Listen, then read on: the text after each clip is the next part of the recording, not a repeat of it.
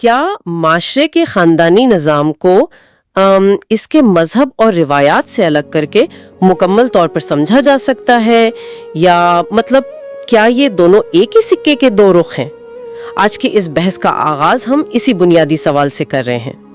یہ واقعی ایک ایسا سوال ہے جو تاریخ اور مذہب کے مطالعے کی بالکل بنیاد ہے، کیونکہ اگر ہم تاریخ پر نظر دوڑائیں نا تو مذہب اور معاشرے کا خاندانی نظام اس قدر آپس میں جڑے ہوئے ہیں کہ ایک کو سمجھے بغیر دوسرے کا تجزیہ کرنا ناممکن ہو جاتا ہے۔ بالکل، اور اسی الجھن کو سلجھانے کے لیے آج ہم ایک زبردست علمی سفر پر نکل رہے ہیں۔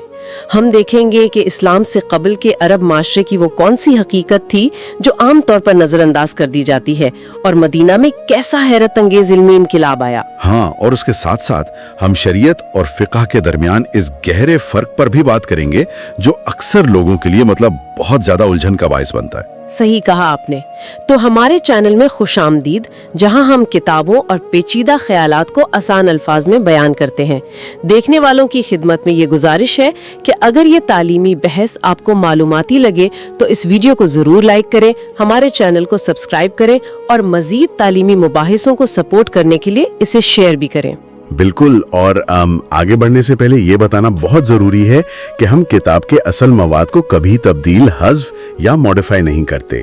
اس بحث کا مقصد صرف اور صرف خیالات کو بہتر انداز میں سمجھنے کے لیے آسان بنانا ہے۔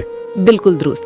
آج ہم جس کتاب کے تعارفی باب کی گہرائی میں جا رہے ہیں اس کا نام ہے دی فیملی اسٹرکچر ان اسلام، یعنی the family structure in Islam.